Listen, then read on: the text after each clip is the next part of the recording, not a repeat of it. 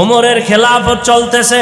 হঠাৎ দেখেন হযরত ওমর দুই বড় এক ব্যক্তি দুইজন একটা বাচ্চা বালককে নিয়ে আসতেছে, হেসরায় টানতে টানতে আদালতে। ওমর বলে, এই বালকটাকে কেন নিয়ে আসছো? দুই ব্যক্তি বলে, আমরা বিচারের দাবি নিয়ে আসছি। কি বিচার? বলে, এই বালক আমার আব্বাকে মেরে ফেলেছে। খেয়াল করেননি, আমার আব্বাকে মেরে ফেলেছে। ওমর ডাক দিয়া কয়, রে বালক, এই দুই মানুষ ভাই, ওর বাবারে মারছো কিনা? বলে, হ্যাঁ মেরেছি, তবে আমি ইচ্ছা করে মারি নাই। আমি রাখাল, আমার পালিত উটের উপরে এসে একটা পাথর নিক্ষেপ করেছিল, যে কোনো কারণে আমার উট মরে মরে যাবে অবস্থা, আমি রাগ করে পাথরটা উল্টা আবার মারছি, তার মাথায় গিয়া লাগছে, সে মারা গেছে। ওমর বললেন, এখন তোমার ফয়সালা হয়ে যাবে। কি হবে? তোমার গর্দান উড়ায় দিতে হবে, এটাই ফয়সালা। বালক কয়, আমারে 3 দিনের একটু সময় দেন, আমার একটা মনের আশা। বলে, কি? বলে, আমার এক ভাই আছে বাড়িতে, গোপন জায়গায় আমার কিছু সম্পদ আছে, আমার ভাই জানে না, আমি গিয়া সম্পদটা ভাইয়ের হাতে বুঝাইয়া এরপরে চলে আসব। কয়দিন? 3 দিন। ভালো করে খেয়াল করেন, 3 দিন। ওমর বলে, তুমি যে বাড়ি গিয়ে আবার ফেরত আসবা, তার গ্যারান্টি কি? একজনারে যদি জিম্মাদারি বানায় দেও, তোমারে সাইরা দিব। যদি তুমি সময় মতো না আসো, তোমার জিম্মাদার যে হবে তার কল্লা ফালাবো, এটাই হবে বিচার। এবার বালক ডাক দিয়া কয়, আমার ভাই কাছে আমানতটা দিয়ে আসবো। একজন জিম্মাদার কে আছে এই আদালতে? কেউ দাঁড়ায় না, কেউ রাজি হয় না। শেষ পর্যন্ত নিরুপায় বালক, এবার তাকে ফাঁসির মঞ্চে নিয়ে যাবে। হঠাৎ খলিফাতুল মুসলিমিনের পেছন থেকে একটা হাত উঁচু হয়ে গেল। কে হাত উঁচু করেছেন? রহমতের নবীর কলিজার এক সাহাবী আবু যর গিফারি রাদিয়াল্লাহু আনহু। ডাক দিয়া কয়, খলিফাতুল মুসলিমিন, এই বালকের ছেড়ে দেন, আমি জিম্মাদারি নিলাম। এবার আবু যর জিম্মাদার হয়ে গেলেন। 3 দিন পরে বালক আসবে, না আসলে আবু যরের কল্লা যাবে। একদিন চলে গেল, বালকের খবর নাই। দ্বিতীয় দিন চলে গেল, বালকের খবর নাই। তৃতীয় দিন চলে যাবে ভাব, বিকাল বেলা সূর্য গড়াইয়া পশ্চিম অস্ত যায়। তখন আবু যরকে বলা হলো, আর ওই বালক আসবে না, তুমি ফাঁসির মঞ্চে যাওয়ার জন্য প্রস্তুতি নাও। আবু যর রেডি হয়ে গেলেন। ইসলাম। আবু যর রাদিয়াল্লাহু আনহু রেডি হয়ে গেলেন। নিরুপায়, বালক আসবে না, ধোঁকা দিল নাকি? আবু যর বলে, একটু অপেক্ষা করো, মাগরিবের আজান হওয়া পর্যন্ত একটু সময় দেখি, না আসলে আমারে মারো। মাগরিবের আজান দেওয়ার আগ মুহূর্তে দেখে বালক দৌড়াইতে আছে। বালক দৌড়াইয়া মঞ্চে হাজির। বালক হাজির যখন হয়ে গেল, ওমর ডাক দিয়া কয়, রে বালক, তুই তো না আসলেও পারতি, মরার জন্য এইভাবে আনন্দে কেন আসছো? কয়, ইসলামের মর্যাদা ঠিক রাখার জন্য আসছি। কারণ আমি যদি আবু যরের মাথায় বিপদ ফালাইয়া যদি না আসতাম, দুনিয়ার সব ভিন্ন ধর্মের মানুষেরা বলতো, ইসলাম ধর্মটা কি এমন, একজনারে বিপদে ফালাইয়া নিজে পালায়ে গেছে। এই কথা যেন কেউ বলতে না পারে, এই জন্য আমি আসছি। ওমর বলে, আবু যর কেউ জিম্মাদারি নিল না, বালকের জিম্মাদার তুমি হইলা কেন? আবু যর ডাক দিয়া কয়, খলিফাতুল মুসলিমিন, দুনিয়াতে পরবর্তী সময়ে যেন কেউ এ কথা বলার সুযোগ না পায়, যে মুসলমান বিপদে পড়ছে তার সাহায্য চাইলো, কেউ তার সহযোগিতায় আগাই আসলো না। এটা কেমন ধর্ম? এই কথা যেন বলতে না পায়, এই জন্য আমি সহযোগিতায় দাঁড়ায় গেছি। বিচার চাইছে কারা? বুঝলে ওই দুই ভাই চিল্লায় কয় ফাঁসি লাগবে না, লাগবে না, আমরা দোনো ভাই তারে মাফ করে দিলাম। খলিফাতুল মুসলিমিন বলে মাফ করলা কেন? তখন ওই দুই ভাই ডেকে বলে আমরা মরে যাব, পরবর্তী সময়ে যেন এই কথা কেউ তোকমা লাগাইতে না পারে ইসলামের উপরে, দ্বীনের উপরে, যে মুহাম্মদের ধর্ম এমন, কেউ মাপ চাইছে কিন্তু মাপ দেওয়া হয় নাই, এমনটা যেন বলতে না পারে। বালক ক্ষমা চাইছে, ওমর নিজে বালকের পক্ষ থেকে ক্ষমা চাইছে, আমরা দিছিলাম না, এখন আমরা ক্ষমা করে দৃষ্টান্ত কায়েম করলাম। আমরা বিচারের বদলে বিচার না, ক্ষমা, এটা মহৎ লক্ষ্য। ইসলাম কি শিখায় আর আমরা কি শিখি? আমারে যদি কেউ কয় 12টা বাজাবো, আমি বলি রেডি থাক, আমি 13টা বাজাবো। এই তো আমাদের মুসলমানিত্ব রে বাবা। অন্যের সাথে কেমন আচরণ করব এটা তো দূরের কথা, নিজেদের সাথে সাপ পেজির লড়াই। এজন্য আমি শুরুতেই রসুলের হাদিস বলেছি, আল্লাহর ভয়, নিজেরে ছোট মনে করো। আল্লাহ কোরআনে বলেন যালিকাল কিতাবু লা রাইবা ফীহ, এটা এমন একটা কিতাব যার মধ্যে ভুল নাই, আর জান্নাতের পথ তাদেরকে দেখাবে যারা আল্লাহরে ভয় করে। আল্লাহর ভয় এত দামি একটা ভয়, হযরত ওমর দিনের বেলা আদালতে বিচার আচার করেন, রাতের বেলা ঘুমায় না। তাহাজ্জুদের টাইমে বের হয়ে গেছে এলাকায় ঘুরে, আমার প্রজাদের কি হালাত। হঠাৎ করে জঙ্গলের পার্শ্বে দেখে একটা ছোট ঘরের মধ্যে কথার আওয়াজ।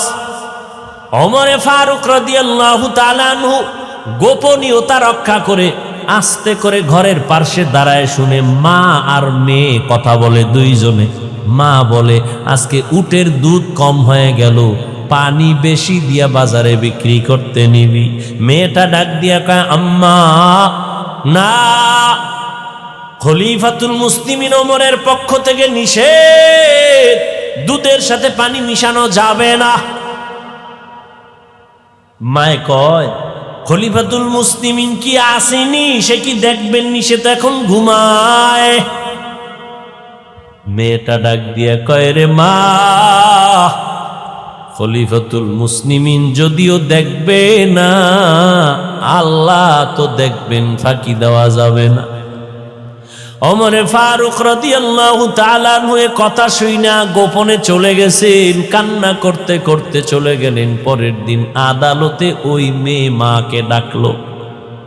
ওমরে ফারুক ডাকিয়া কয় এই মা, তোমার কন্যাটার এত সুন্দর বিশ্বাস আর আল্লাহর ভয়, এই জমিনে এত তাকওয়াওয়ালা মেয়ে পাওয়া বড় কঠিন। মা তুমি যদি রাজি হও, আমি ওমরের ছেলের জন্য তোমার মেয়েটাকে বিবাহের বন্ধনে নিব। قال النبي صلى الله عليه وآله وسلم من تواضع لله رفعه الله। পয়গম্বর বলেন যেই বান্দা, যেই বান্দি বা যে উম্মত নিজেকে আল্লাহর মহব্বতে ছোট মনে করে, বিনয়ী হয়ে চলে, আল্লাহ তার মর্যাদা অনেক উঁচু করে দেন। নবীর সুন্দর বয়ান, যে নিজেকে ছোট বানাইয়া চলে, আমি বড়, আমার টাকা, আমার বাড়ি, আমার গাড়ি, আমার চেয়ার, আমার দাপট, আমার ক্ষমতা, এমন না, নিজেকে ছোট মনে করে যে না আসলে আমার কিচ্ছু না, আমার বাড়ি গাড়ি, আমার টাকা পয়সা, আমার ক্ষমতা, আমার পাওয়ার, মুহূর্তের মধ্যে আজরাইল আসলে শেষ। আজরাইল আসলে মরণ থেকে যতই পালাও, মরণ তোমায় নিবে ঘিরি। যদিও সুদূর আকাশ পানে লুকাও সেথায় লাগিয়ে সিঁড়ি, নদী পথে নৌকা চালাও ও মাঝি ভাই, বেলা ডোবার আগে আমি ওপার উঠতে চাই, ডুবে গেলে বেলারে আর উঠে না, ভেঙ্গে গেলে মেলার আর জমে না। মহামারী করোনায় সব দমন করে ফেলল, এরপরেও যারা দমন হয় না আল্লাহ তাদেরকে চোখের সামনে দমন করে দেখায় দিলেন। আমি আল্লাহ চাইলে সব হয়, বান্দা চাইলে কিছুই হয় না। কাদের কুদরত দারি বার কামাল, আন্তা রব্বি আন্তা হাসবি জুল জালাল, তুহি কাদের জলিলুল্লাহ জাহাদার, বহর হালে তুহি মেরা নেগাহদার। আল্লাহ আমাদের বুঝার তৌফিক দান করেন। মানুষের বুঝের মধ্যে ঝামেলা, বুঝের মধ্যে কি মানুষ যেটাকে বুঝছে ওইটাই তার আসল। আমি ওটা বুঝি না, ওটা আসল মানতে পারি না। আপনি বুঝছেন যে আমার দাড়ি রাখলে সম্মান কমে যাবে, হ্যাঁ, আর আমি কি বুঝছি দাড়ির কারণে সম্মান বেড়ে যাবে। না, আমার বুঝার আপনার বুঝে ব্যবধান হয়ে গেছে, কথা ঠিক না? আপনার বুঝের কারণে আপনি দাড়ি রাখেন না, আমার বুঝের কারণে আমি দাড়ি কাটি না, আমার বুঝের কারণে আমি টুপি ফালাই না, আপনার বুঝের কারণে আপনি টুপি পরেন না, আমার বুঝের কারণে আমি মসজিদ ছাড়ি না, আপনার বুঝের কারণে আপনি মসজিদে ঢুকেন না, আমার বুঝের কারণে আমি পর্দা ছাড়ি না, আপনি বুঝের কারণে পর্দা করেন না। বুঝ বড় মারাত্মক। এজন্য আল্লাহর নবী বলেন, আল্লাহ যারে বেশি মহব্বত করেন তাকে দ্বীনের বুঝ দান করেন, দ্বীনের জ্ঞান দান করেন, দ্বীনের সামুজ দান করেন।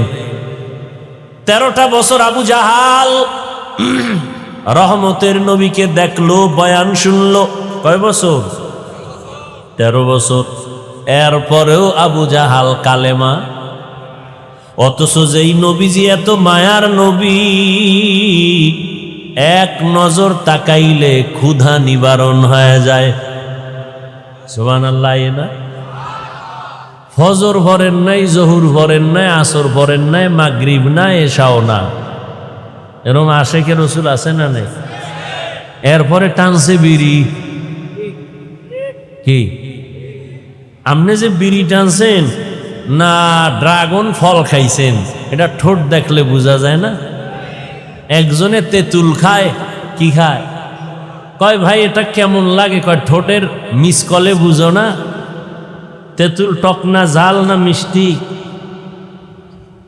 ফজর জোহর আসর মাগরিব পড়লেন না, টানলেন বিড়ি, চোখ দিয়া করলেন তাজা কবিরা গুনাহ। আপনার জবানে সুবহানাল্লাহ আসতে একটু সময় লাগবে। একটু কি লাগবে?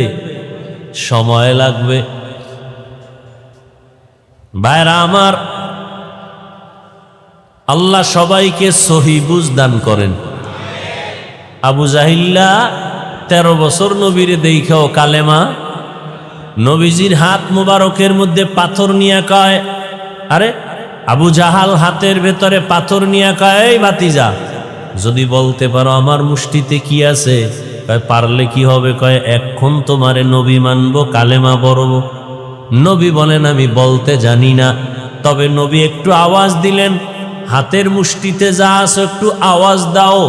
সাথে সাথে পাথরগুলো কালেমা পড়া শুরু করলো জোরে। আবু জাহাল পাথরগুলো মাটির মধ্যে ফেলে দিয়া কয়, মোহাম্মদ বড় জাদুকার। এর নাম কপাল। চান কপাল না পোড়া কপাল? এর নাম পোড়া কপাল। 13 বছর নবীরে দেখলো, বয়ান শুনলো, তারপরও কালেমা কপালে আসলো না। আর 27 বছরের যুবক তরবারি নিয়ে দৌড়ায়, মুহাম্মদের কল্লা নিয়ে আসবে। আমার মাওলার কাছে রহমতের নবী দোয়া করতেছেন। যাওয়া মাত্র 5 মিনিটের ব্যবধানে নবীর দুশ্মন কালেমা পড়ে তরবারি হাতে নিয়ে চিৎকার দিয়া হাতিমে কাবায় দাঁড়ায় কয়, ও বেঈমান মুশরিকেরা, আয় আয়, মুহাম্মদের বিরুদ্ধে যদি কথা বলতে হয় কাউরে দরকার নাই, আমি 27 বছরের ওমরের তরবারি যথেষ্ট। ভাইরা আমার, এর নাম কপাল। 13টা বছর নবী দেখলো, বয়ান শুনলো, কালেমা কপালে আসলো না। আর তরবারি নিয়া রহমতের নবীর কল্লা কাটতে গিয়া মুসলমান হয়ে গেল। ওমরের নামটা শুনলে এখন শয়তান পর্যন্তই রাস্তায় চলে না।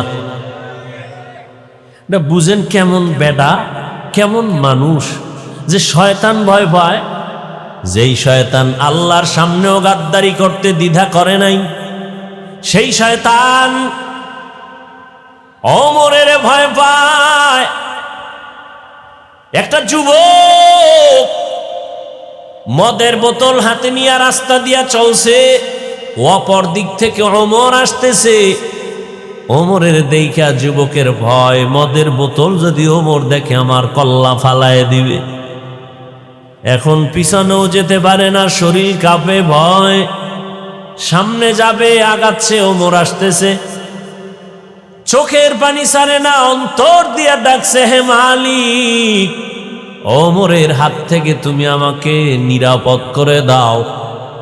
কাছাকাছি এসে ওমর বোতলটা একটু গোপন করলো। ওমর বলে, কি গোপন করছো দেখা।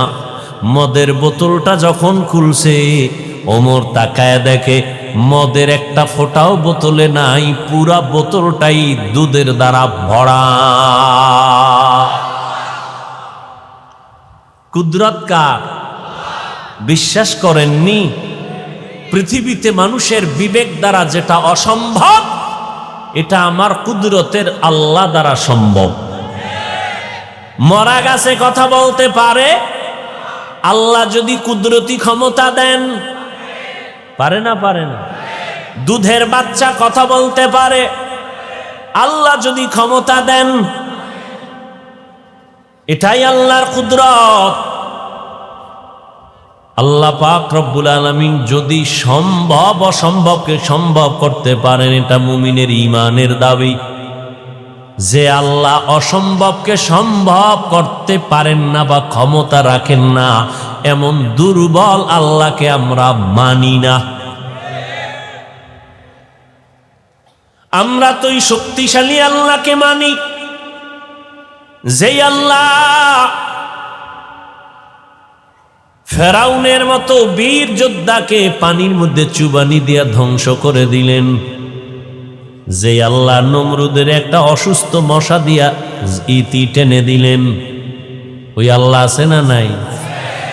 ওই আল্লাহ আছে, আমরাও আছি, কিন্তু আল্লাহর সাথে সেই যোগাযোগ নাই। জিন্দেগি মে বন্দগি তু করনা হে, জিন্দেগি মে বন্দগি তু করনা হে, जिंदगी बे बंदगी शर्मिंदा है, जिंदगी बे बंदगी शर्मिंदा है। दुनिया में हो दुनिया का ताल्लुगार ना हो, बाजार से गुजर हो खरीदार ना हो। ये दुनिया एक मिसल कागज फूल है, ये दुनिया एक मिसल कागज फूल है, जिंदगी में बंदगी तू करना है, जिंदगी में बंदगी तू करना है, जिंदगी बे बंदगी शर्मिंदा है, जिंदगी बे बंदगी शर्मिंदा है। আল্লাহ তাআলা বলেন আলিফ লাম মিম যালিকাল কিতাবু লা রাইবা ফীহি হুদাল লিল মুত্তাকিন। নবীজি বলেন নিজেরে ছোট মনে করো না বড়? ছোট মনে করো। আমার বাড়ি, আমার গাড়ি, আমার টাকা, আমার পয়সা, আমার আমার আমার আমার যা বলি আসলে কিছুই আমার না, এমন কি আমিও আমার না। আমিও আমি আমার না। আমার বাড়ি, আমার ঘর, আমার টাকা, আমার পয়সা কিছু আমার না। আমার ঘড়ি কয় না আজরাইল যখন আসবে ঘড়ির মালিক আর একজন হয়ে যাবে। আজরাইল আইসা যখন জীবনটা নিয়ে যাবে আমার কবরের জায়গাও তো আর আমার হবে না। আল্লাহ বলেন আলিফ লাম মিম, এই যে অক্ষরগুলো এগুলোর অর্থ যা আছে ভেদ রহস্য একমাত্র আল্লাহ জানেন, আর কেউ জানে না। এই বান্দা তুই অহংকারী করো, তুই অনেক কিছু পারো, অনেক কিছু জানো, তোর অনেক আছে। আমার মতো বড় স্কলার কেউ নাই, আমার মতো বড় প্রিন্সিপাল কেউ নাই, আমার মতো বড় বক্তা কেউ নাই, আমার মতো কণ্ঠওয়ালা কেউ নাই, আমার মতো দার্শনিক, বৈজ্ঞানিক, কলামিস্ট, সাংবাদিক আর ইঞ্জিনিয়ার কেউ নাই। আল্লাহ কয় দেখ আলিফ লাম মিম অক্ষরগুলো একটা বাচ্চাও পারে না? কিন্তু বাচ্চা থেকে শুরু করে দুনিয়ার বড় বড় বড় বড় বড় বড় জ্ঞানীরাও বলে ওয়াল্লাহু আ'লামু বিমুরাদিহি বিযালিক। আমি কোরআনের তাফসীর করলাম, বালাগাত বুঝলাম, ফাসাহাত বুঝলাম, ইলমে নাহু বুঝলাম, সরফ বুঝলাম, গ্রামার বুঝলাম, আরবি বুঝলাম, তাফসীর ব্যাখ্যা ফিকহ বুঝলাম, সব বুঝলাম। কিন্তু এই যে অক্ষর আলিফ বা তা সা, আলিফ লাম মিম, আলিফ লাম র, এই যে বাচ্চাগুলো এই অক্ষরগুলো জানে, আমি এত বড় একজন বড় মুফতি, মুহাদ্দিস, মুফাসসির হইয়াও আলিফ লাম মিমের অর্থ জানি না। আল্লাহ কয় এত কিছু জানো, জানার একটা পাওয়ার দেখাও। অনেক কিছু জানি, অনেক কিছু জানি, আমার থেকে কে বেশি জানে? আল্লাহ কয় এতই যদি জানো, কোরআনের দরজার সামনে 3টা অক্ষর আছে আলিফ লাম।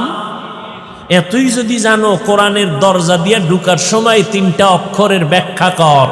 কয় আল্লাহ এই বিষয়ে আমি দুর্বল, আমি পারি না, আমি জানি না। কয় জানি না খালি ঠোঁট নাড়ায় বললে হবে না, নিজের দিলের মধ্যে ঢুকা আসলেই তুই জানো না, তুই দুর্বল। এটা অন্তরে ঢুকা। আমি অনেক কিছু জানি, যত কিছু আমি জানি হাজী ইমদাদুল্লাহ মুহাজির মক্কি, শাহ ওলিউল্লাহ মুহাদ্দিস দেহলভী, মুজাদ্দিদ আল ফিসানি, বড় পীর আব্দুল কাদের জিলানী, রশিদ আহমদ গঙ্গুহি, কাসিম নানতবী, আশরাফ আলী থানবী, এরকম বড় বড় যারা, আতাউল শাহ আতাউল্লাহ বুখারী, এদের মতো আমি জানি না। জানি না। ভাইরা আমার, কত জানি কয় তাদের মতো কয় না, জানতে জানতে কত দূর, বলে সাহাবাদের মতো জানি না। জানতে জানতে কত উপরে উঠছো, নবীর থেকে বেশি জানো না। নবীরে আল্লাহ কয় উতিতু, নবী বলেন উতিতু ইলমাল আউয়ালিনা ওয়াল আখিরিন। আল্লাহ আমাকে আদম থেকে ঈসা নবী পর্যন্ত যত এলেম দিলেন, জ্ঞান দিলেন, সব আল্লাহ আমাকে সমষ্টিগতভাবে দান করেছেন। সব এলেম আমার কাছে আছে, আমি সব পাইছি। আউয়ালেরটা পাইলাম, আখেরের জ্ঞান পাইলাম। আমি কত জাননেওয়ালা।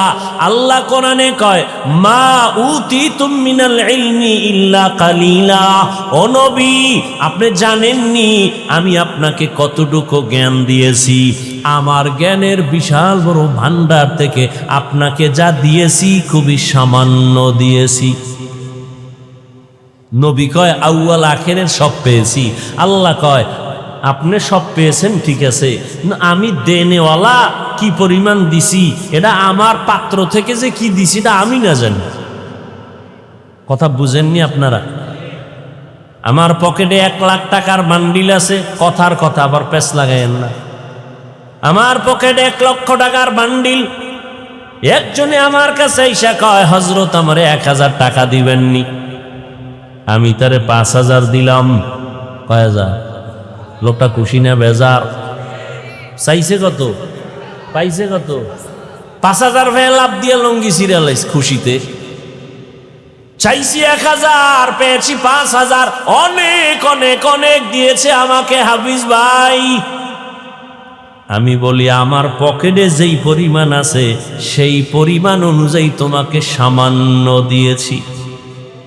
এলমেরা এজাজ করদান বেহিসাব, খলকেরা দাদান জওয়াবে বাসওয়াব, হক না দারদ দোস্তে খলকা জারেরা, নিস্তে ই খাসলাত একে দিন দারেরা।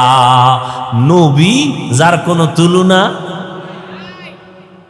যেই নবীকে আল্লাহ আদর করে বানাইছেন, শুধু নবীকে না, নবীকে টার্গেট করে আল্লাহ আসমান বানাইছেন। যেই নবীর মোহাব্বতে আল্লাহ জমিন বানাইছেন, যেই নবীর মায়ায় পড়ে আল্লাহ জমিনটাকে নামাজের জন্য কবুল করেছেন, যেই নবীর জন্য আসমান পাগল, চন্দ্র সূর্য যে নবীর জন্য আশেক, সমস্ত নবী রসুলেরা আমার আল্লাহর আশেক। মুসা নবী আল্লাহর আশেক, ঈসা নবী আল্লাহর আশেক, ইব্রাহিম নবী আল্লাহর আশেক। কিন্তু আমার আল্লাহ শুধু হলেন মুহাম্মদের আশেক। সমস্ত নবী রসুলরা কার আশেক বলেন? আল্লাহর আশেক। আল্লাহ কার আশেক? নবীজির আশেক। এবার বুঝেন তো নবীজির স্বতন্ত্র পাওয়ার কত, মর্যাদা কত। সারা জিন্দেগি নবীর গুণগান চলছে। নবী আসেন না আসবেন, গুণগান চলছে মুসলমানের জবানে, নবীদের জবানে, বিধর্মীদের জবানে মুহাম্মদ আসতেছে। নবী আসছেন, গুণগান চলতেছে চলতেছে চলতেছে। নবী চলে গেছেন, গুণগান বন্ধ। চলছে চলছে, লেখক লিখতেছে, বক্তা বলতেছে, লেখাও শেষ হয় নাই, বলাও। কিয়ামত পর্যন্ত লেখা চলবে, বলা চলবে, শেষ হবেই না। কিয়ামতের মাঠেও নবীর গুণগান চলবে। ইমামুল আউয়ালিন আল আখিরিন, বহরে সাদকা রহমাতাল লিল আলামিন, সাইয়্যিদুল কাউনাইন খাতমুল মুরসালিন, আখির আমদ বুদে ফখরুল আউয়ালিন।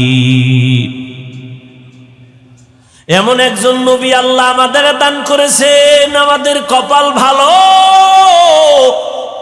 এমন একজন নবী পাইলাম, যেই নবীকে দেখার জন্য এক নজর গর্তে অপেক্ষা করে একটা সাপ, নবীর এক নজর দেখবে। গর্তের ভিতর অপেক্ষা করে পিপিলিকা, নবীজির এক নজর দেখবে। কিন্তু কপাল বড় খারাপ, আমরা ওই নবীর শ্রেষ্ঠ উম্মত হওয়ার পরেও নবীকে দেখতে পারলাম না। সন্তান কান্না করে আমার আব্বা নাই, মারা গেছে। কে নাই? বাবা নাই, কাঁদে আমার বাবা নাই, আমি এতিম। হঠাৎ একজন একটা জামা এনে দিল, ধর। কাঁদো কেন? আব্বা নাই। আব্বারে আর ভাবিনি। কয় ভাবো না। কয় তোর বাবার ব্যবহারী একটা জামা আছে, নে এইটা নে। সন্তান জামাটা পাইয়া বুকে লাগায়, লাগায়নি, চুমা খায়। এটা আমার আব্বার জামা, এটা আমার বাবার মহব্বতের পরনের ব্যবহারিত একটা জামা। আমি আব্বারে না পাইলেও একটু হালকা হলো সান্ত্বনা নেই আমার আব্বার পরনের জামা দিয়ে। বুঝেননি বাবা কথা?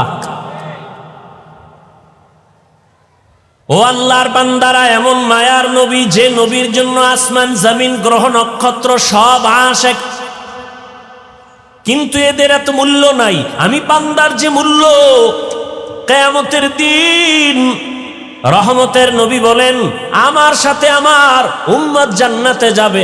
আমার উম্মতেরা জান্নাতে না ঢুকলে অন্য কোনো উম্মত ঢুকার কোনো অনুমতি নাই। আল্লাহ পাক আমাকে সেই নবীর উম্মত বানাইছেন। নবীরে যদিও দেখি না, নবীরে পাইলাম না, নবীরে পাইলে না জানি কলিজা ফেটে মরে যাইতাম খুশিতে। কেমন মায়ার নবী আমার! ওই নবীরে যদিও পাই নাই, নবী বলেন আমারে যারা পাবি না, আমি দুইটা জিনিস রেখে গেলাম, ধর, আকড়াইয়া ধর, তোর সম্মান যাবে না, ঈমান যাবে না। কয় জিনিস? দুইটা জিনিস আমি রেখে গেলাম। একটা হলো কোরআন শরীফ, আর একটা হলো আমি নবীর আদর্শের সুন্নত। আমি নবী যদিও নাই, আমি টুপিটারে বেশি মহাব্বত করি। আমার মহাব্বতের টুপিটা মাথায় লাগাইস। মেসওয়াকরে আমি বেশি ভালোবাসি, তোরা নামাজ পড়বি মেসওয়াক করিস। আমি মোহাম্মদ পাগড়িটারে বড় মহব্বত করি, তোরা আমার মহব্বত যারা করো পাগড়িটারে আমল কর। বান্দা, আমি দান সদকা ভালোবাসা দেই, তোরাও দান সদকা করবি। আমি এতিমের মাথায় হাত বুলায় ভালোবাসা দিয়েছি, তোমরাও গরিবের মহব্বত করিও, তোমরাও দুর্বল মানুষের উপরে মায়া করিও, দয়া করিও। খবরদার কারো উপরে জুলুম করবা না। আমি মোহাম্মদ যা তোমাদের কাছে রেখে গেলাম দরিয়া রাখিও। আমি কিয়ামতের দিন তোমার এই মায়ার কারণে তোমার জন্য সুপারিশ করে জান্নাতের ফয়সালা করব। সহজ কথা বুঝি, কিন্তু সময়ের কালে মানে না। সময় কালে মানি না রে বাবা। আল্লাহ বলেন আলিফ লাম মিম,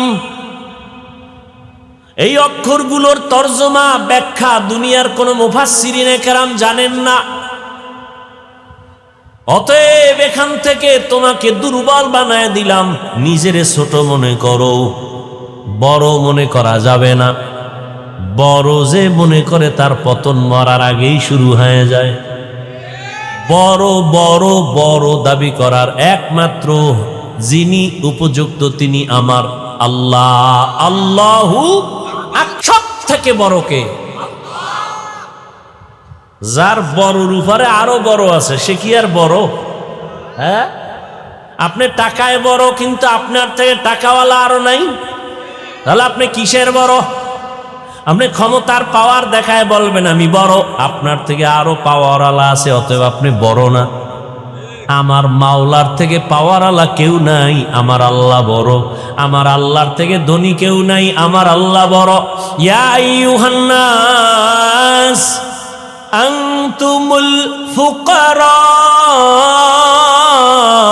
ইলাল্লাহ ওয়াল্লাহু হুয়াল গনিয়্যুল হামিদ।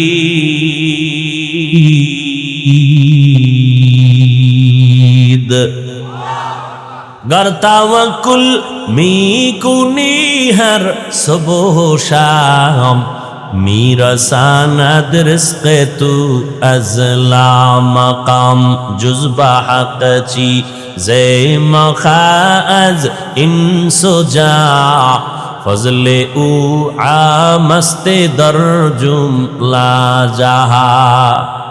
এই মিয়া পেটে যদি ক্ষুধা না থাকে, ধাক্কাই আর কত খাওয়ান যায়, শেষে তো বমি করে, ঠিক না?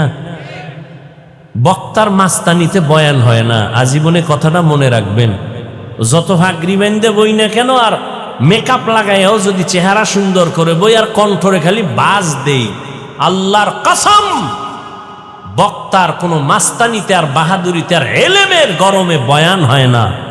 বয়ান হয় ভালো বা খারাপ শ্রোতাদের দিলের আকর্ষণ আর মোহাব্বতের উপর। যা শুরু করছেন শুরু হইতে কেমনে যে কথা বলতেছে ওই যে জোর করিয়া, কষ্টটার মূল্য দেন না। কত কষ্ট করে আসছি সেটা তো আমি জানি। পৃথিবীতে আলেম ওলামাদের মতো কষ্ট আর কেউ করে না। যদি কেউ বলে সে চাপাবাজ। ওলামায়ে কেরামের থেকে বেশি কষ্ট দুনিয়াতে আর কেউ। সত্য কথাটা মানেন, স্বীকার করেন। আমি এত পাগল হই না যে আউলে জৌলে বলবো, খুব চিন্তা ভাবনা করে বলতেছি, খুব চিন্তা। এত পাগল ছাগল মনে করেন না। পৃথিবীতে ওলামায়ে কেরামদের থেকে কষ্টের কাজ আর কেউ বেশি। কিসের রডের ফ্যাক্টরি আর সিমেন্ট ফ্যাক্টরি, কিসের মাটি কাটা। ওলামায়ে কেরাম যা কষ্ট করে উম্মতের জন্য শান্তির আশায়, নিঃস্বার্থভাবে, কোনো স্বার্থ নাই, এর অবদান কেউ দিতে পারবে না। ওলামায়ে কেরাম এই জাতিকে, এই দেশকে যা দিয়েছে পৃথিবীর কোন নেতা, কোন নেতৃত্ব দিতে পারে নাই, পারবেও না।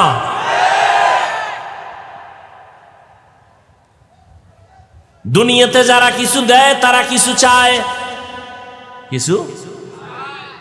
এক কথায় বলবো, ও যুবক, কথাটা লিখে রাখবি, পারলে রাস্তার মোড়ে টানায় দিবি পেস্টুন বানাইয়া। 200-300 টাকাও যদি খরচ যায়, লিখে লিখে টানায় দিবি। দুনিয়ায় যত বন্ধু আর বান্ধবী পাইছো, আল্লাহর কসম একবার, আল্লাহর কসম 2 বার, আল্লাহর কসম 3 বার, কসমের কথা যদি বিশ্বাস না করো তোর ঈমান নাই। ওয়াল্লাহি বিল্লাহি তাল্লাহি কসম করে বলি, শুনে রাখ রে যুবক, জীবনে যত বন্ধু পাইছো সব ধান্দাবাজ, স্বার্থপর। একমাত্র নিঃস্বার্থ তোর কলিজার বন্ধু এই জমিনে একমাত্র উলামায়ে কেরাম। আর সব ধান্দাবাজ,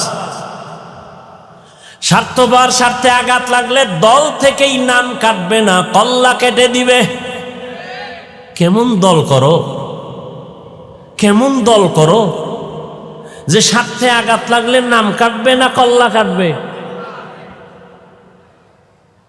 আর উলামায়ে কেরাম তোমাদের পাও ধরে ধরে বয়ান করে, তাবলিগওয়ালারা, পীর সাহেবরা, জুমার খতিব সাহেবরা।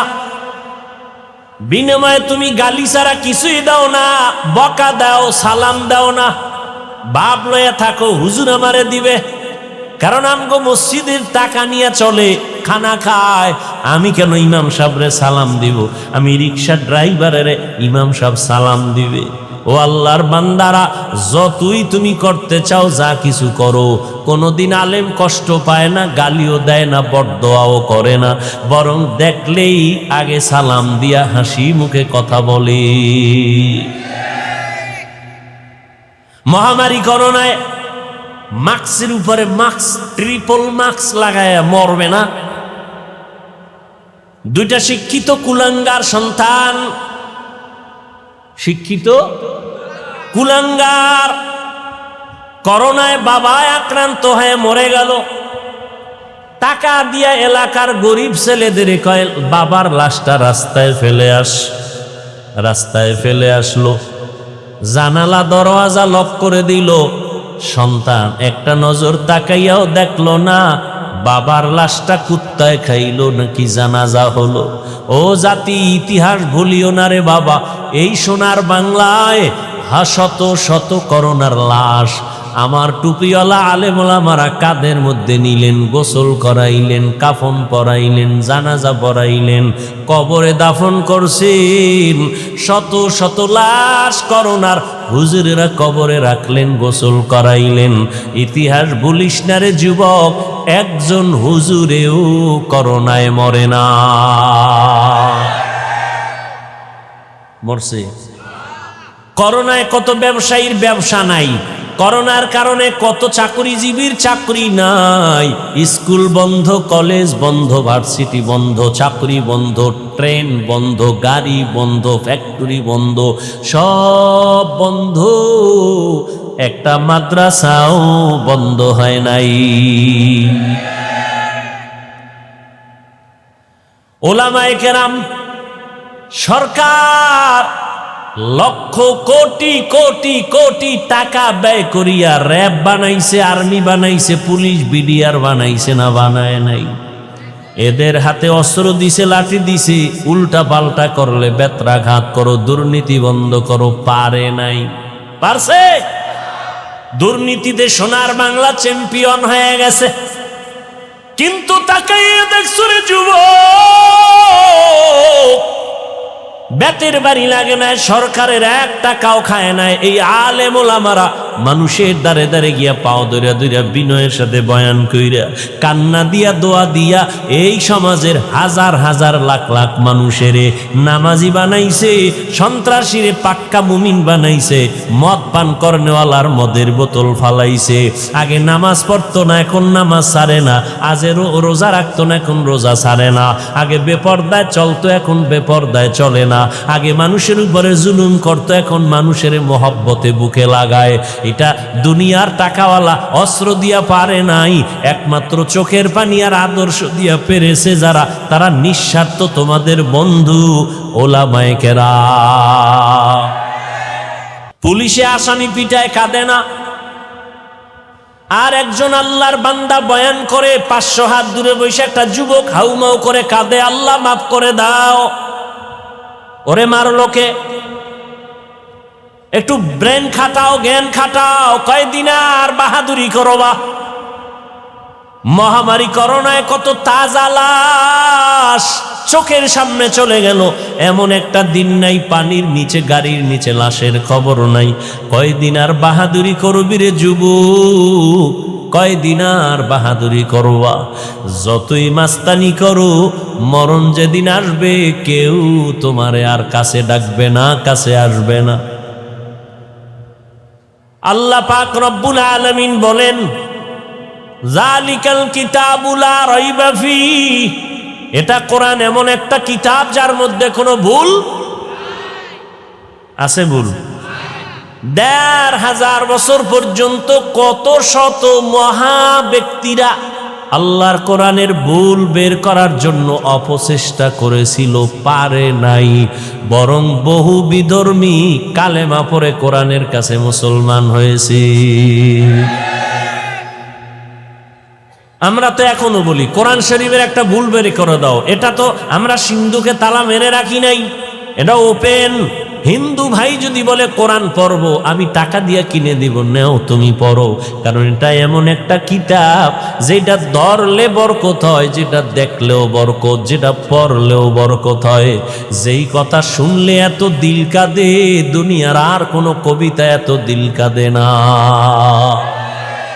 এই কালামে জিন্দা কুরআনে হাকিম, হিকমতে উলায়া জালাস্তু কাদিম। আল্লাহর কোরআনে কোনো ভুল আসেনি? এই যুবকেরা বলো বাবা, আল্লাহর কোরআনে কোনো ভুল আসেনি?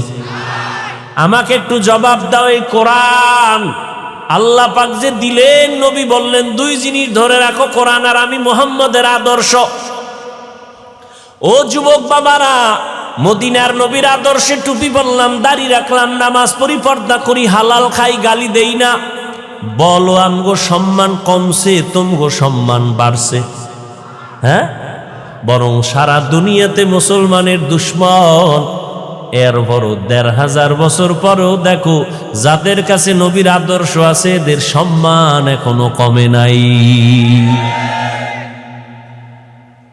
হিন্দুরাও সম্মান করে, মহব্বত করে, ভিন্ন ধর্মের মানুষেরাও মহব্বত করে, সম্মান করে। ও যুবক, আল্লাহর কোরআনের মধ্যে বলো একটা ভুল যদি কেউ বের করে দাও, আমি এখন দাড়ি কেটে ফেলবো, নামাজ বন্ধ, সব জামা কাপড় ফালাইয়া প্যান্ট শার্ট টাই লাগায় নাচ গান শুরু করে দিব, পারবা? একটা ভুল বের করতে পারবা না রে বাবা।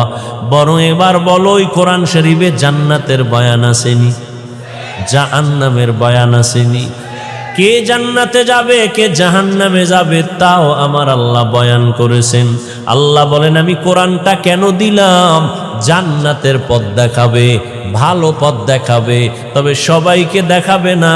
যারা আমার আল্লাহকে ভয় করবে, মুত্তাকি, তাদেরকে পথ দেখাবে। যারা আল্লাহর আযাবকে ভয় করবে তাদেরকে কোরআন পথ দেখাবে। পথ দেখানো মানে আল্লাহ তাদেরকে কুদরতি সাহায্যে হেদায়াতের দৌলত দিয়া মরার আগে জান্নাত দেখাইয়া তারপরে আজরাইলের হাতে জীবন দিয়া দিবে। ও আল্লাহর গোলাম, আল্লাহর ভয়, আল্লাহর ভয়, আল্লাহর ভয়। এখানে যত মানুষ আপনারা আছেন, আমি যদি প্রশ্ন করি আপনারা আল্লাহকে ভয় করেননি, সবাই দুহাত উঁচু করে বলবে করি। সবাই বলবে না? যে নামাজ পড়ে না সেও বলবে আল্লাহকে ভয় করি। যে পর্দা করে না সেও বলবে আল্লাহকে ভয় করি। বলবে না? বলবে না? আসলে আল্লাহর ভয় কি জিনিস সেইটাই বুঝি না। যেই সন্তান মা বাবারে ভয় পায় ওই সন্তান মা বাবার সামনে অপরাধ করে না। যেই ছাত্র শিক্ষকের ভয় পায় ওই ছাত্র শিক্ষকের সামনে অন্যায় করে না। ঠিক যারা আমার আল্লাহর আযাবের ভয় পায় তারা আমার আল্লাহরে কখনো ধোঁকা দিয়া গুনাহ করবে না। আল্লাহর ভয়, আল্লাহর ভয়ের নাম তাকওয়া। তাকওয়া আল্লাহ পাক বলেন, ইন্না আকরামাকুম ইনদাল্লাহি আতকাকুম, আমার কাছে সব থেকে প্রিয় এবং সম্মানিত ওই ব্যক্তি যে আমার আযাবের ভয় করিয়া গুনাহ ছাড়ে। কি ছাড়ে? গুনাহ ছাড়ে। আমার ভয়, আযাবের ভয়। ও যুবক, তোমার আল্লাহ আমার আল্লাহ দুই না এক? তোমার আমার নবী, এই তাল মিলায়ও না, বুঝা কইও। তোমার আমার আল্লাহ, তোমার আমার নবী, তোমার আমার কোরআন, তোমার আমার ধর্ম, তোমার আমার কালেমা, তোমার আমার কাবা, সব এক। দুনিয়াতে আসছি সিস্টেম নাকি আপনারা লঙ্গি পরে আসছেন?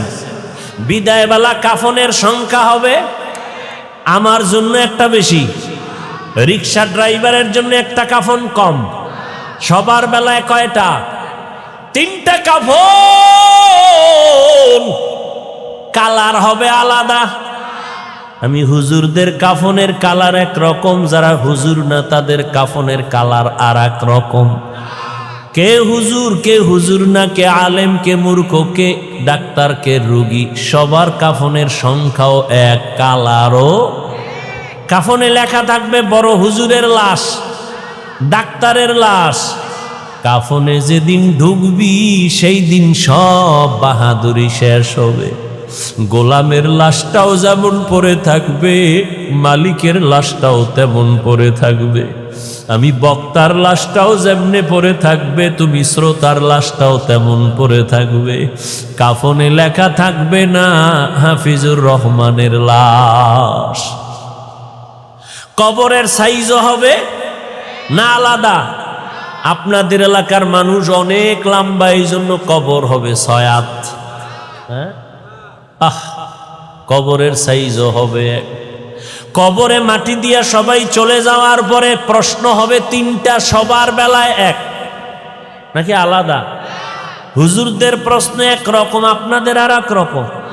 কে হুজুর, কে আলেম, কে মূর্খ, কে ধনী, কে গরিব, কে আলেম, কে শিক্ষিত, শিক্ষিত ভেদাভেদ নাই। সবার কবরে 2 ফেরেশতা চলে আসবে, 3টা প্রশ্ন করবে, সবার এক। রবের পরিচয় দাও, ধর্মের পরিচয় দাও, রহমাতুল লিল আলামিনের পরিচয় দাও। তুমি কোন মাদ্রাসার ছাত্র বা শিক্ষক জানার দরকার নাই, তুমি কোন দলের নেতা জানার দরকার নাই, তুমি কয় টাকার মালিক জানার দরকার নাই। তিনটা প্রশ্নের জবাব দাও, রবের পরিচয় দাও, ধর্মের পরিচয় দাও, রহমতের নবীর পরিচয় দাও। আল্লাহর নবী বলেন, যারা জবাব দিতে পারবে তাদের কবর হবে জান্নাতের বাগান, আর যারা জবাব দিতে পারবে না তাদের কবর হবে জাহান্নামের টুকরা। বয়ান তো কম হয় না, দেখছেন নি এই এলাকায় কত না ঝামেলা, মানুষ কতটা আতঙ্কের ভিতরে, নিজেদের মধ্যে একটু দ্বন্দ্ব, নিজেদের মধ্যে ভুল বুঝাবুঝি। ও আল্লাহ, আপনি তো সব পারেন, অন্তরটারে ঘুরাইয়া দিতে পারেন। আমার অন্তর দিয়া আর একজনাকে ভালোবাসি, আর একজনার অন্তরের ভেতরে আমার প্রতি ভালোবাসা, এটা টাকা দিয়া বাড়ানো যায় না, কমানো যায় না। আল্লাহ নিজে কন্ট্রোল করেন। ও আল্লাহ, এই পার্বত্য অঞ্চলের যে যেই দল আর জাতি বর্ণ যে যাই হোক না কেন, সবাইকে মিলে মিশে এ জমিনে বিচরণ করার তৌফিক দান করেন। এত বয়ান, এত বয়ান, এত বয়ান, তাবলিগওয়ালাদের বয়ান, পীর সাহেবদের বয়ান, জুমার দিনের বয়ান, আমগো বক্তাদের বয়ান, এরপরও ফলাফল শূন্য। আলেম ওলামা বেশি, মাদ্রাসা বেশি, মসজিদ বেশি, তাবলিগ বেশি, নাকি না কম? বেশি। বেনামাজি কমছে, কমছে, বেপর্দা কমছে নি? বিষয় কি? একটা বাড়লে আর একটা কমে যাবে। আলেম বাড়লো, মাদ্রাসা বাড়লো, মসজিদ বাড়লো, বয়ান বাড়লো, তাবলিগ বাড়লো, পীর বাড়লো, বেনামাজি কমে না কেন? বেপর্দা কমে না কেন? রক্তপাত কমে না কেন? বরং আরো ভয়ানক অবস্থা। এর একটাই মাত্র কারণ, যতদিন পর্যন্ত মানুষের অন্তরে তাকওয়া আসবে না, আল্লাহর ভয় আসবে না, কোনো বয়ানে কাজ হবে না। আর একটু শুনবেন বয়ান, দেখেন আল্লাহর ভয় কত কঠিন। খলিফাতুল মুসলিমিন ওমরে ফারুক রাদিয়াল্লাহু তাআলা আনহু, তিনি খেলাফতের দায়িত্বে আছেন। ওই সময় বাইতুল মালের জিম্মাদারি আবু ওবায়দা ইবনুল জাররাহ রাদিয়াল্লাহু তাআলা আনহুকে দেওয়া হলো। খুব খেয়াল করেন, আবু ওবায়দা ইবনুল জাররাহ তিনি বাইতুল মালের দায়িত্বে আছেন। খেলাফতের মূল জায়গায় কে? এই যে খেয়াল করেনি, ওমরে ফারুক রাদিয়াল্লাহু তাআলা আনহু। ঈদের আগের দিন ঈদ আসছে, একটু খরচ বেশি না কম? বেশি। ওমরে ফারুকের স্ত্রী বললেন, আমাদের তেমন কেনাকাটা নাই, পোশাকের প্রয়োজন বাচ্চাদের, টাকা যেহেতু কম, অগ্রিম বেতন নিয়ে আসেন, বাইতুল মাল থেকে অগ্রিম বেতন নিয়ে আসেন। ওমরে ফারুক বাহককে চিঠি লিখে দিলেন, আবু ওবায়দা ইবনুল জাররাহকে চিঠি পৌঁছায় দাও। লিখে দিছে, আমার অগ্রিম বেতনটা পৌঁছাইয়া দাও বাইতুল মাল থেকে। আবু ওবায়দা ইবনুল জাররাহ পাল্টা চিঠি লিখলেন ওমরের কাছে কান্না করে, বলছেন, খলিফাতুল মুসলিমিন, দুইটা প্রশ্নের জবাব আপনি দিবেন তো আমি টাকা দিতে পারবো। এক নাম্বার জবাব দেন, আগামী মাস পর্যন্ত বেঁচে থাকার গ্যারান্টি। আবু ওবায়দা ইবনুল জাররাহ বলেন, আগামী মাস পর্যন্ত বেঁচে থাকার গ্যারান্টি দেন। দ্বিতীয় প্রশ্ন, আগামী মাসে যে আপনি থাকবেন, এখন যে খেলাফতের দায়িত্বে আছেন, আগামী মাসে থাকবেন কিনা খেলাফতে, জনগণ রাখবে কিনা গ্যারান্টি দেন। কি আপনি তো ভাবছেন থাকবেন, কিন্তু জোহরের আগে হেলিকপ্টারে যাওয়া লাগবে, তখন কি উপায়? কথা কয় না, মাওলাই পারেনি। আগামী মাস পর্যন্ত ক্ষমতার চেয়ারে বসে থাকবেন, এই গ্যারান্টি আছে কিনা? ওমর চিঠি পাইয়া কান্দেন, আল্লাহর কাছে দোয়া করে, আল্লাহ আবু ওবায়দ ইবনুল জাররাহকে তুমি কবুল করো, হায়াত বাড়াও। আবু ওবায়দ ইবনুল জাররাহ আমার সতর্কবাণী করে দিল, ও আল্লাহ তুমি তাকে কবুল করো। নবীও দোয়া করেছেন আবু ওবায়দা ইবনুল জাররাহর জন্য। আল্লাহর ভয় যদি অন্তরে না থাকে এটা সম্ভব না।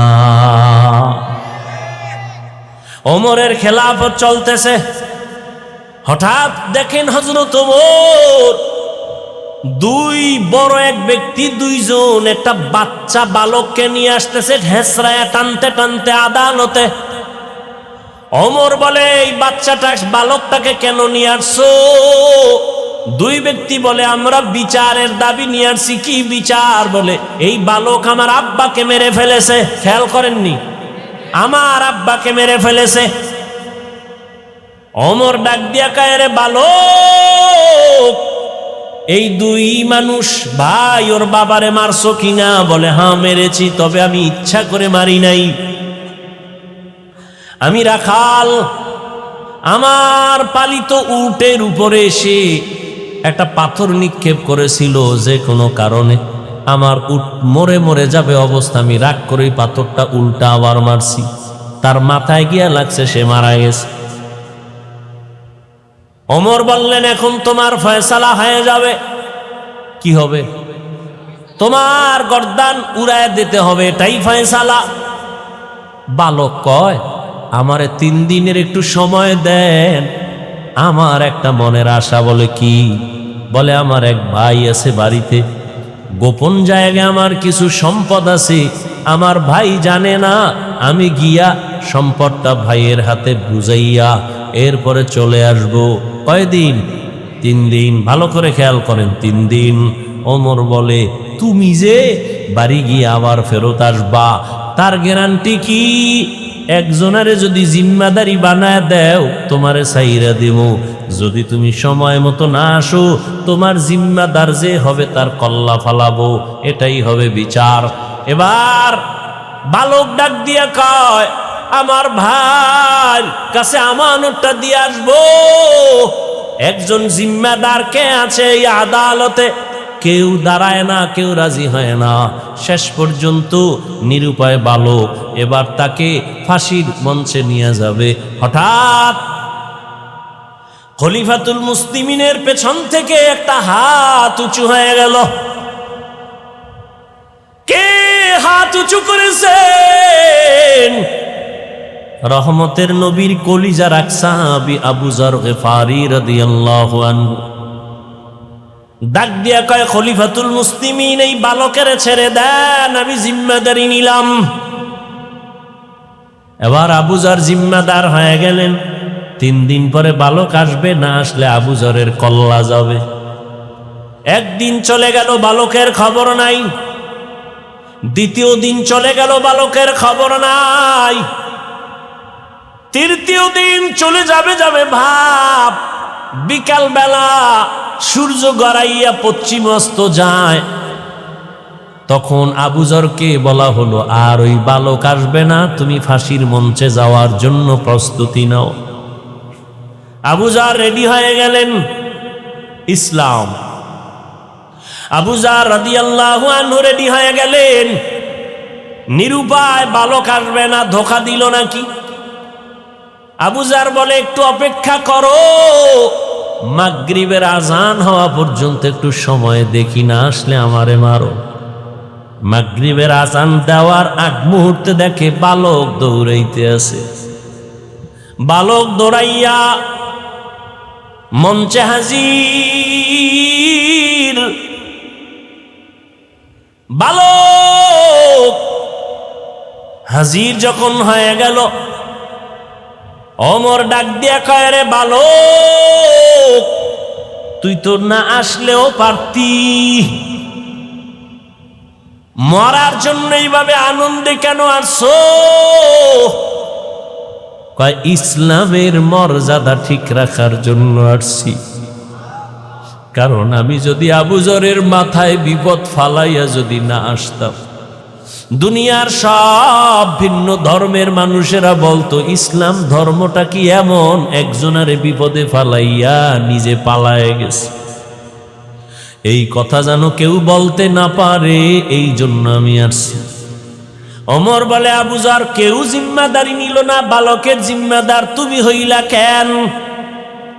আবু যর ডাক দিয়া কয়, খলিফাতুল মুসলিমিন, দুনিয়াতে পরবর্তী সময়ে যেন কেউ এ কথা বলার সুযোগ না পায় যে মুসলমান বিপদে পড়ছে, তার সাহায্য চাইলো, কেউ তার সহযোগিতায় আগাই আসলো না, এটা কেমন ধর্ম? এই কথা যেন বলতে না পায়, এই জন্য আমি সহযোগিতায় দাঁড়ায় গেছি। বিচার চাইছে কারা? বুঝলে ওই দুই ভাই চিল্লায় কয়, ফাঁসি লাগবে না, লাগবে না, আমরা দোনো ভাই তারে মাফ করে দিলাম।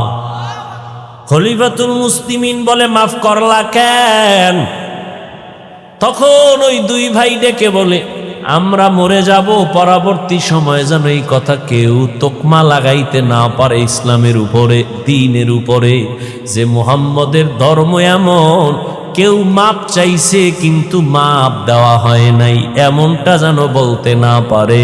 বালক ক্ষমা চাইছে, ওমর নিজে বালকের পক্ষ থেকে ক্ষমা চাইছে, আমরা দিছিলাম না, এখন আমরা ক্ষমা করে দৃষ্টান্ত কায়েম করলাম। আমরা বিচারের বদলে বিচার না, ক্ষমা, এটা মহৎ লক্ষ্য। ইসলাম কি শিখায় আর আমরা কি শিখি? আমারে যদি কেউ কয় 12টা বাজাবো, আমি বলি রেডি থাক, আমি 13টা বাজাবো। এই তো আমাদের মুসলমানিত্ব রে বাবা। অন্যের সাথে কেমন আচরণ করব এটা তো দূরের কথা, নিজেদের সাথে সাপ বেজির লড়াই। এজন্য আমি শুরুতেই রসুলের হাদিস বলেছি, আল্লাহর ভয়, নিজেরে ছোট মনে করো। আল্লাহ কোরআনে বলেন, জালিকাল কিতাবু লা রাইবা ফীহি, এটা এমন একটা কিতাব যার মধ্যে ভুল নাই, আর জান্নাতের পথ তাদেরকে দেখাবে যারা আল্লাহরে ভয় করে। আল্লাহর ভয় এত দামি একটা ভয়, হযরত ওমর দিনের বেলা আদালতে বিচার আচার করেন, রাতের বেলা ঘুমায় না। তাহাজ্জুদের টাইমে বের হয়ে গেছে এলাকায় ঘুরে, আমার প্রজাদের কি হালাত। হঠাৎ করে জঙ্গলের পার্শ্বে দেখে একটা ছোট ঘরের মধ্যে কথার আওয়াজ। ওমরে ফারুক রাদিয়াল্লাহু তাআলা আনহু গোপনীয়তা রক্ষা করে আস্তে করে ঘরের পার্শ্বে দাঁড়ায়, শুনে মা আর মেয়ে কথা বলে দুইজনে। মা বলে, আজকে উটের দুধ কম হয়ে গেল, পানি বেশি দিয়া বাজারে বিক্রি করতে নিবি। মেয়েটা ডাক দিয়া কয়, আম্মা না, খলিফাতুল মুসলিমিন ওমরের পক্ষ থেকে নিষেধ, দুধের সাথে পানি মিশানো যাবে না। মায় কয়, খলিফাতুল মুসলিমিন কি আসেনি? সে কি দেখবেননি? সে তো এখন ঘুমায়। মেয়েটা ডাক দিয়া কয়, রে মা, খলিফাতুল মুসলিমিন যদিও দেখবে না, আল্লাহ তো দেখবেন, ফাঁকি দেওয়া যাবে না। ওমরে ফারুক রাদিয়াল্লাহু তাআলা আনহু কথা শুইনা গোপনে চলে গেছেন, কান্না করতে করতে চলে গেলেন। পরের দিন আদালতে ওই মেয়ে মাকে ডাকলো। ওমরে ফারুক ডাকিয়া কয়, এই মা, তোমার কন্যাটার এত সুন্দর বিশ্বাস আর আল্লাহর ভয়, এই জমিনে এত তাকওয়াওয়ালা মেয়ে পাওয়া বড় কঠিন। মা, তুমি যদি রাজি হও, আমি ওমরের ছেলের জন্য তোমার মেয়েটাকে বিবাহের বন্ধনে নিব।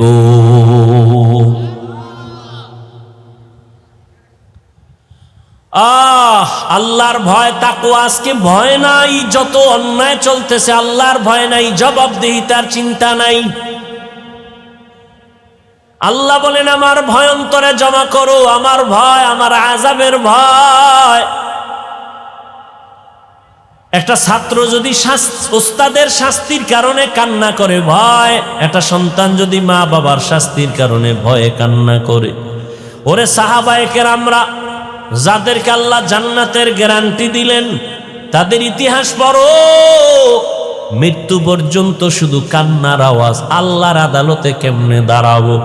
ও আল্লাহর বান্দারা, আল্লাহ পাক রব্বুল আলামিন আমাদেরকে আকল দান করলেন, বুদ্ধি দিলেন, ভালো মন্দ যাচাই করার সুযোগ দিলেন। ও আল্লাহর বান্দা, ও যুবক বাবারা, আমি তোমাদেরকে যত বয়ান দিলাম, আমি কিন্তু বলি নাই হুজুর হও, পাগড়ি লাগাও, তসবিহ হাতে লাগাও, স্কুল ছেড়ে দাও, কওমি মাদ্রাসায় যাও, একবারও বলি নাই। বরং আমি তোমাদের সান্ত্বনা দিয়া বলি, বাবা, স্কুলে বড় বাধা নাই, কলেজে বড় বাধা নাই, চাকরি করো বাধা নাই, মা বাবার খেদমত করো, দোয়া নাও। ও আল্লাহর বান্দা, ওলামায়ে কেরামের পরামর্শ নিয়ে নবীর তরিকায় চলো। তুমি ডাক্তার হও, ইঞ্জিনিয়ার হও, প্রফেসর হও, কোনো বাধা নাই রে বাবা। তবে দাবি আমার বেয়াদব হইবা না। তোমার ব্যবহারে যেন মা বাবা কষ্ট না পায়, তোমার আচরণে আলেমরা কষ্ট যেন না পায়, তোমার ব্যবহারে মুরব্বীরা যেন কষ্ট না পায়। ও যুবক বাবারা, আজকে আমিও তো তোমার মতো প্যান্ট শার্ট টাই লাগায় দাড়ি কাইটা রাস্তায় যদি ঘুরতাম, কেউ আমারে বাধা দিত না। টুপি মাথায় দিলে মাথাটা গরম লাগে, তোমার থেকে কম বুঝি না। দাড়ির কারণে যৌবনের ভাব চলে যায়, কম বুঝি না। লম্বা জামার কারণে শরীর গরম লাগে, তাও বুঝি। তারপরও কেন দাড়ি ফালাই না, কেন টুপি ফালাই না রে বাবা? একমাত্র কারণ, একটু আগেও তোমাদের থেকে স্বীকৃতি নিলাম যুবক, আল্লাহর কোরআন সত্য, আল্লাহর নবীর কথা সত্য। ও যুবক বাবারা, তোমার মতো কত যুবক তাকায় দেখো, জীবনে কোনোদিন মাদ্রাসায় পড়ে নাই, স্কুল কলেজে পড়ে, জেনারেল লাইনে পড়িয়াও নামাজ পড়ে, মা বাবার সাথে ভালো ব্যবহার করে, আছে না নাই? তুমি তোমাকে জিজ্ঞাসা করো, তুমি কেন পারো না? তোমার মতো যুবক রাস্তায় গাড়ি চালায়, টাইম মতো নামাজ পড়ে নাই। তুমি তোমাকে বলো, তুমি কেন পারো না? আমি তো তোমাকে হুজুর হইতে বলি নাই, আমি তোমাকে কওমি মাদ্রাসায় যেতে বলি নাই, আমি তোমাকে তাবলীগ করতে বলি নাই। বলো, তোমার মতো যুবক সন্তানটা রাস্তায় গাড়ি চালায়, নামাজ ছাড়ে না। তোমার মতো যুবক বাবা নদীর মধ্যে মাছ ধরে, নামাজ ছাড়ে না। কৃষি কাজ করে, নামাজ ছাড়ে না। শ্রমিকের কাজ করে, নামাজ ছাড়ে না। তুমি কেন পারো না? র্যাব, আর্মি, পুলিশ, বিডিআর এর চাকরি করে, নামাজ ছাড়ে না। তুমি কেন পারো না রে বাবা? ও আল্লাহর বান্দা, কি ভাবছো মনে হয় আল্লাহর কোরআন কি মিথ্যা মনে করেছো? না না, মিথ্যা না। ও যুবক বাবা, আল্লাহর কোরআনে সব কিছু বলে দিছেন। ও আল্লাহর গোলামেরা, মনটাকে একটু বুঝাও। তোমার আমার মতো যুবক যদি স্কুল কলেজে পড়িয়া নামাজ পড়ে, তুমি আমি কেন পারবো না? ও বৃদ্ধ বাবাজিরা, আপনাদের মতো বুড়া মানুষ মসজিদে গিয়া নামাজ পড়ে 5 বেলা, আপনি কেন পারবেন না?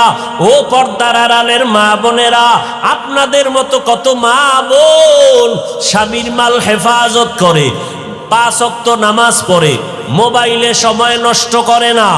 ও মা, আপনাদের এত সম্মান, এত মর্যাদা, আপনারা এক সময় নতুন শাড়ি পরিয়া কত আনন্দ করিয়া স্বামীর ঘরে আসছেন।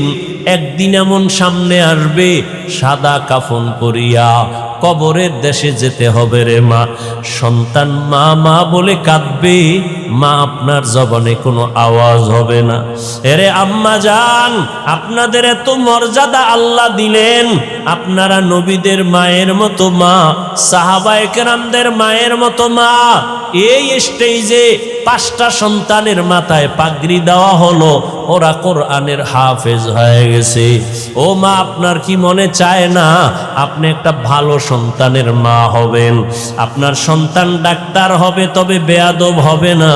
আপনার সন্তান ইঞ্জিনিয়ার হবে, তবে বেয়াদব হবে না। আপনার সন্তানের দ্বারা কোনো আলেম কষ্ট পাবে না। আপনার সন্তানের আচরণে কোনো মা বাবা মুরব্বীরা কষ্ট পাবে না। এমন একটা আদর্শ সন্তান যদি চান, তাহলে আপনাকে আদর্শবান হতে হবে, আপনার ব্যবহার চরিত্র সুন্দর রাখতে হবে। ও আম্মা জানেরা, এখনো সময় আছে, তওবা করে নেন।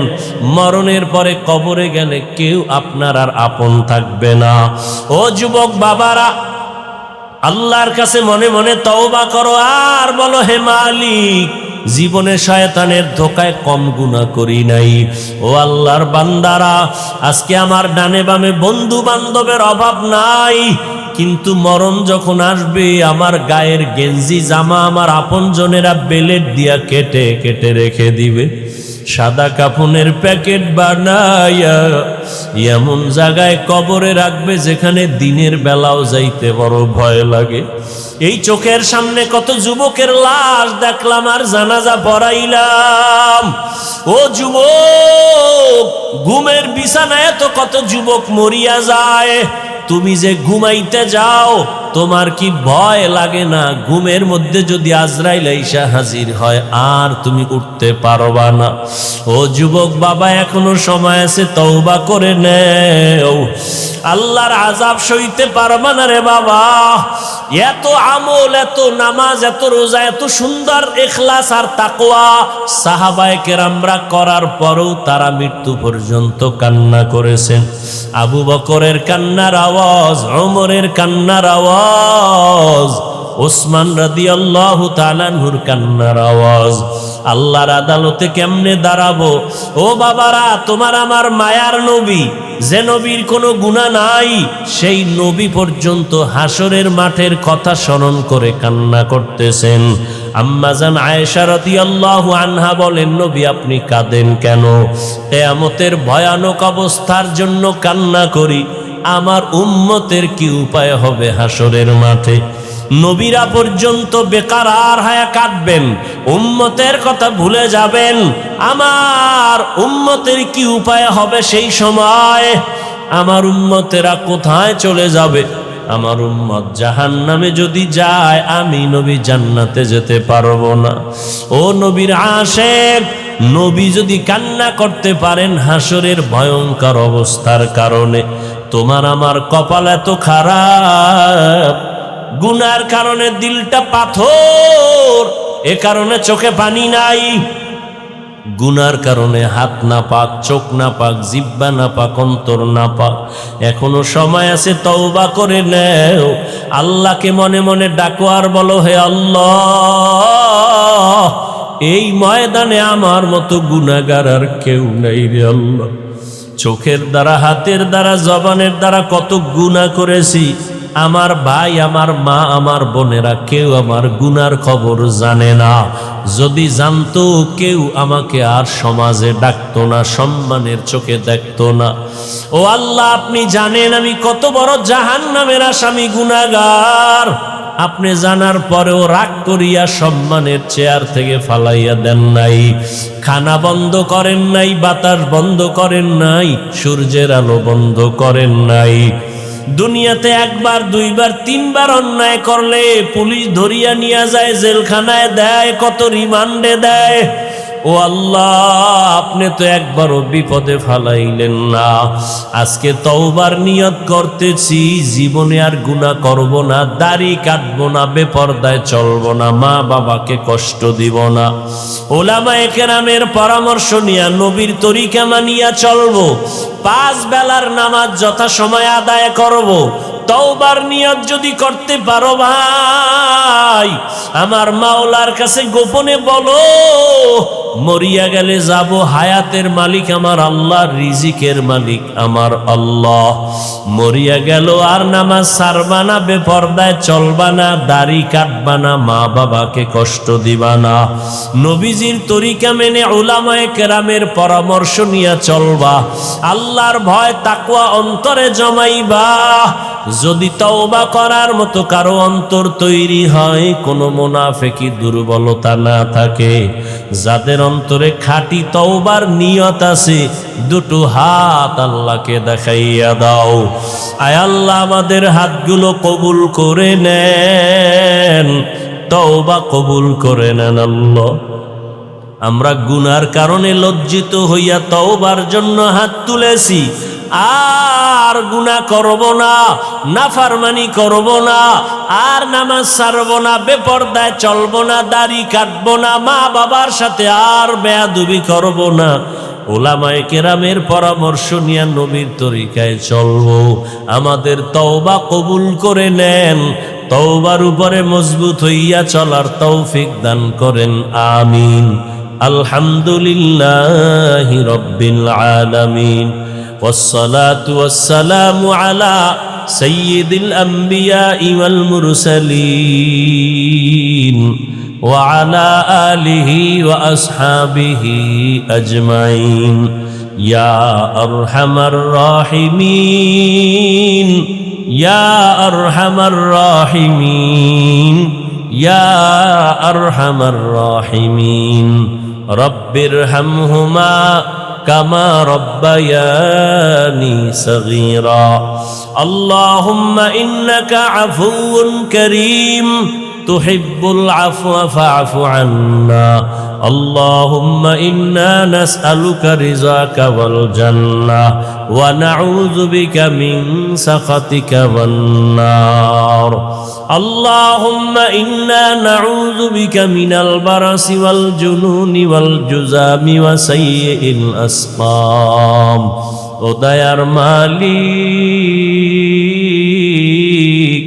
গুনাহের বোঝা নিয়ে আপনার দরওয়াজায় হাত তুলেছি, কুদরতের নজর দিয়া তাকায় দেখে কত উলামায়ে কেরাম, মুরব্বী, হাজী সাহেব, কত যুবক ছাত্র ভাই, পর্দার আড়ালে কত মা বোনেরা হাত তুলেছেন।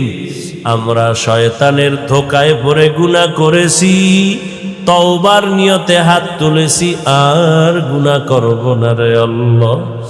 আয় আল্লাহ, দুনিয়াতে সূর্যের গরম সইতে পারি না, মশার কামড় সইতে পারি না, আয় আল্লাহ বেতের বাড়ি সহ্য করতে পারি না। গুনাহ নিয়া যদি কবরে যাই, কবরের দুই পার্শ্বের মাটির চাপ কেমনে সহ্য করব রে আল্লাহ? জাহান্নামের আগুনের গরম কেমনে সহ্য করব রে আল্লাহ? আমরা তওবা